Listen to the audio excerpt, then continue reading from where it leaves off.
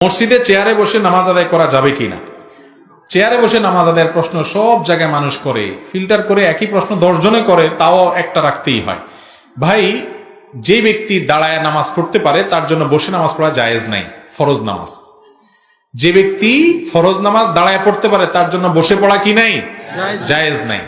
যে ব্যক্তি দাঁড়ায় পড়তে পারে না, অথবা দাঁড়ানোটা পারে কিন্তু রুকু সিজদাটা পারে না, পিঠ ভাঙতে পারে না, কোমরে এত ব্যথা যে রুকু সিজদা করতে গেলে চিৎকার আসবে, ডাক আসবে, এত ব্যথা, অথবা ব্যথার চোটে সে আপনার অনেক বেশি কষ্ট পাবে যেটা তার সহ্য করার মতো না, অথবা ডাক্তার একজন অভিজ্ঞ ডাক্তার যিনি আবার মুসলমান, দিনদার, নামাজি, নামাজের গুরুত্ব বুঝে, 5 ওয়াক্ত নামাজ, ফরজ নামাজ কি এটা বুঝে, সেই রকম অভিজ্ঞ কোনো ডাক্তার যদি বলে যে মুরব্বী বা ভাই আপনি নিয়মিত এভাবে মাজা ভাঙলে আপনার এই রোগটা বড় হতে পারে, বাড়তে পারে, সেজন্য আপনি ইশারা নামাজ পড়বেন, এরকম কোনো ডাক্তার যদি পরামর্শ দেয় অভিজ্ঞ এবং দিনদার, তাহলে সেই ব্যক্তি চেয়ারে বসে ইশারা নামাজ পড়তে পারবে। অর্থাৎ দাঁড়ানোটা দাঁড়ায় পড়বে, বসার সময় কি করবে?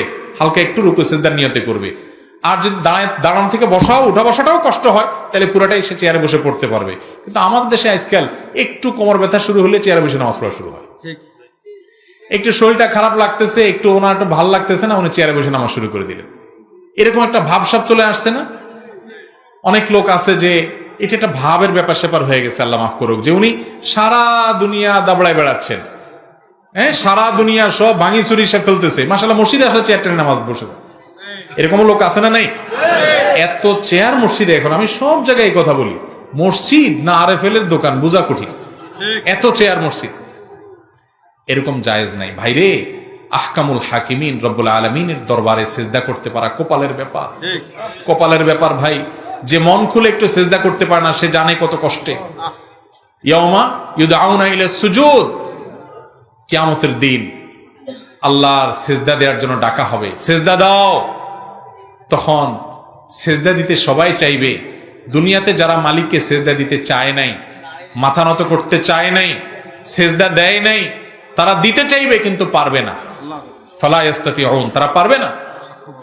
ভাইরা আমার, আল্লাহকে সিজদা দেওয়ার সময় আছে, দেন। বিশেষ করে যুবক ভাইরা, একটা সময় আসবে মুরব্বীদের মতো চাইলে ওযু ধরে রাখতে পারবেন না, সিজদা দিতে পারবেন না, কোমরটা ব্যথা হয়ে আসবে, বেশি সময় সিজদা থাকতে পারবেন না। একটু আল্লাহকে ডেকে নেন, একটু ইবাদত করে নেন। এই বয়সটা ইবাদতের বয়স, এই বয়সটা দুষ্টামি এবং হারাম কাজ করার বয়স নয়। আল্লাহ আমাদেরকে বোঝার তৌফিক দান করুন। মসজিদের দায়িত্ব বা পদ যদি জোর করে নেয়, সেই পদ কবুল হবে কিনা? কার কাছে কবুল হবে এটা? আল্লাহর ঘরে মাস্তানি করে যদি কেউ পদ নেয়, এটা শয়তানের কাছে কবুল হয়ে যাবে। শয়তান বলবে হ্যাঁ তোমার এটা আমি কবুল করছি। আল্লাহর ঘরে মাস্তানি করে যদি পদ নেয়, তো এই পদ কিভাবে কবুল হবে? হ্যাঁ, যদি কেউ অন্যায় আছে, সে অন্যায় বন্ধ করার জন্য সে অগ্রসর হয়ে আগায়, তাহলে এটা ভিন্ন কথা, এটা তো ভালো কাজ। কিন্তু মনে রাখবেন, আল্লাহর ঘরে জবরদখল করে ঢুকা, মাস্তানি করা, মাতবর সাজা, সভাপতি সেক্রেটারি হওয়ার জন্য লাফালাফি করা, অথচ নিজের নামাজের খবর নাই, ইমান আমলের খোঁজ খবর নাই, নিজের মুসলমান হওয়ার খোঁজ খবর নাই। অনেকে মনে করে যে আল্লাহর ঘরে এরকম কাজ কাম করে আমরা বোধহয় পার পেয়ে যাবো, ব্যক্তিগত আমল আর লাগবে না। এরকম সোজা দুনিয়ার রাজনীতিবিদ নেতাদের চামচামি করলে আর আকাম করলেও তারা পার করে দেয়, কিন্তু আমার আল্লাহর কাছে এরকম কোন সিস্টেম নাই। আমার আল্লাহর কাছে সিস্টেম হলো ফামাই ইয়ামাল মিসকালা যাররাতিন খায়রান ইয়ারা ওয়া মান ইয়ামাল মিসকালা যাররাতিন আমলের সাথে পরিচয়, আর কিছুর সাথে। তুমি কার ছেলে, কার ইয়া করছো, কোন মসজিদের সভাপতি, কোন মাদ্রাসার সেক্রেটারি, কোন মসজিদের ইমাম, আর কোন মাহফিলের বক্তা, এগুলো আল্লাহর কাছে পরিচয় নাই। আল্লাহর কাছে পরিচয় তোমার আমল কি, ঠিক না? ঠিক। অতএব মসজিদ কমিটির পদ পায় কি হবে রে ভাই? আর মাতবরি মাস্তানি করলে অন্য জায়গায় করেন, আল্লাহর ঘর নিয়ে করেন না, আগুন নিয়ে খেলা করেন না। মসজিদের দায়িত্ব তাদেরকে দিবেন, এলাকার মুরব্বীরা যারা 5 ওয়াক্ত নামাজ পড়ে, আল্লাহর প্রতি বিশ্বাস রাখে, আখিরাতে বিশ্বাস করে, যাকাত দেয়, আল্লাহ ছাড়া কাউকে পরোয়া করে না। এই 4 গুণে বিশিষ্ট এই লোকগুলা শুধুমাত্র আল্লাহর ঘরের আবাদকারী হবে। দেখে দেখে এদেরকে বানাবেন তো না। মুরব্বীরাই বলবেন না অমুকরে বানাও, সভাপতিগণের পয়সা আছে, ঠিক না? ঠিক। আজ মসজিদ সব দেয়ালের নাম হয়ে গেছে, মুসল্লির নাম নাই। ভাইরা আমার, মসজিদ দেয়ালের নাম না, মসজিদ মুসল্লির নাম। মক্কাতে যারা গেছেন বা রেডিমেড টেলিভিশনে দেখছেন, ছবিতে দেখছেন, কাবার যে কালো গিলাফে ঘোরা ঘর, এই ঘর, এটার এক পাশে দেখবেন বুক পরিমাণ ওয়াল দেওয়া আছে, এটারে বলে হাতিমে কাবা। এই জায়গাটা কাবার ভেতরের অংশ ছিল ইব্রাহিম আলাইহিস সালামের কাবা। রাসূল করিম সাল্লাল্লাহু আলাইহি ওয়াসাল্লামের দাদা আব্দুল মুত্তালিব যখন দায়িত্ব নিয়ে এটাকে পুনরায় নির্মাণ করছেন, অনেক পুরান হয়ে গেছে, চোট্ট ঢুকে পড়ে ভেঙে পড়ার মতো অবস্থা, উনি যখন পুনরায় নির্মাণ করার উদ্যোগ নিয়েছেন তখন তিনি ঘোষণা দিয়েছেন হালাল টাকা ছাড়া কোনো টাকা আল্লাহর ঘরে লাগাবো না। আর সমাজে হালাল টাকা বেশি না হারাম টাকা বেশি? হারাম টাকা বেশি, হালাল টাকা কম। তো টাকার অভাব হয়েছে, যার কারণে এই অংশটাকে মসজিদের ভিতরে ইনক্লুড করতে পারে না, এটাকে বারান্দার মতো বানায় রাখছে টাকার অভাবে। সেই স্মৃতি এখনো ধরে রাখা হয়েছে সেই 1450 বছর আগের। আমরা সেই আদর্শে অনুপ্রাণিত হওয়ার কথা। তারা তখনকার কাবার মানুষরা মুশরিক ছিল, শিরকে নিমজ্জিত ছিল, তারা পর্যন্ত হালাল হারাম বুঝতো যে নিজেরা যা করি না করি আল্লাহর ঘরে হারামটা খাওয়াবো না। আর আমাদের অবস্থা হলো বড় চোর, বড় ডাকায়, টিন চোর, গম চোর, ওটার ধরে সভাপতি সেক্রেটারি বানা। আবার সবাই তো একরকম না। আল্লাহ তাআলা অনেককে পয়সাও দিয়েছেন, তিনি হক হালালিও চলার চেষ্টা করেন, এরকম ভালো মানুষও আছে আলহামদুলিল্লাহ, তাদেরকে আমরা ওয়েলকাম করি। কিন্তু মুরব্বীরা মসজিদে শুধুমাত্র চাকচিক্য করার জন্য ওই চোর ডাকাত ধরে সভাপতি সেক্রেটারি বানাবেন না, একজন নামাজি মানুষ বানাবেন, হক হালালি চলে, নীতি নৈতিকের কথা বলে সে মানুষকে বানাবেন। মনে থাকবে তো ইনশাআল্লাহ। আর তরুণরা এখন যারা উদীয়মান তাদেরকে অগ্রসর রাখবেন, তারা মুরব্বীদের পরামর্শ নিয়ে সামনে আগাবেন। মনে রাখবেন মসজিদ ওয়ালের নাম না, টাইলসের নাম না, মসজিদ মুসল্লির নাম।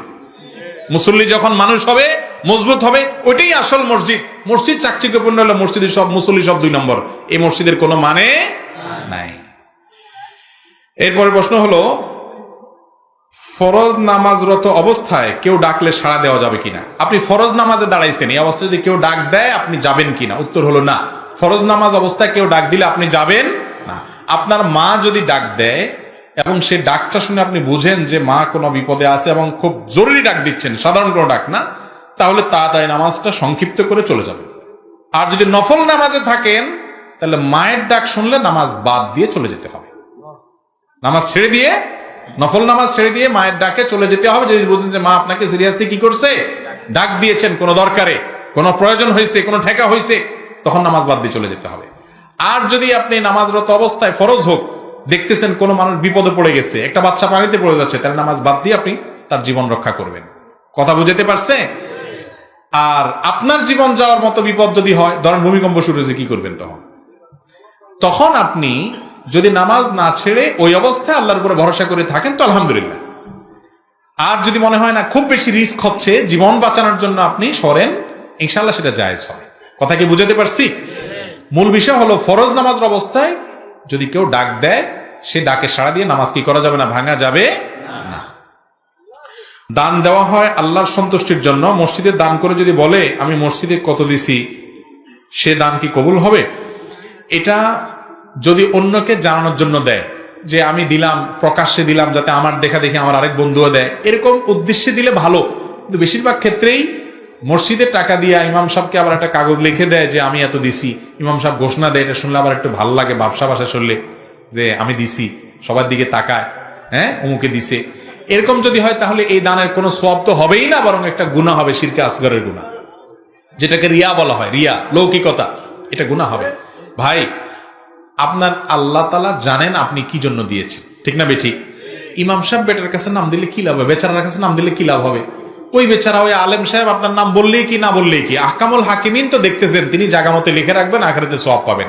আর দুনিয়াতে মানুষের কাছ থেকে বাহবা আশা করবেন, এদিক সেদিক তাকাবেন ঘুরে ঘুরে যে আমি দিছি, দেখি কে কে আমার দিকে তাকায়, একটু ভাবসা ভাষা শুনলে তাহলে ওখানেই শেষ, ওইটার কোনো সওয়াব আর পাবেন।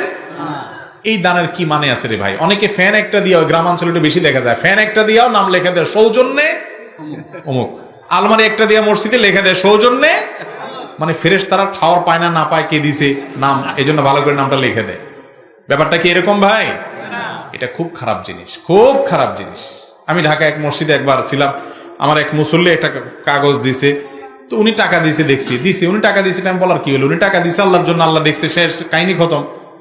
পরে আমি বলছি যে আল্লাহর এক বান্দা টাকা দিছে, আপনাদের সবার দোয়া চাইছি, উনি দান করছেন, আল্লাহ যেন আমার আশা পূরণ করেন, ওনার সওয়াব দেন, দোয়া করবেন, নাম তো জরুরি না।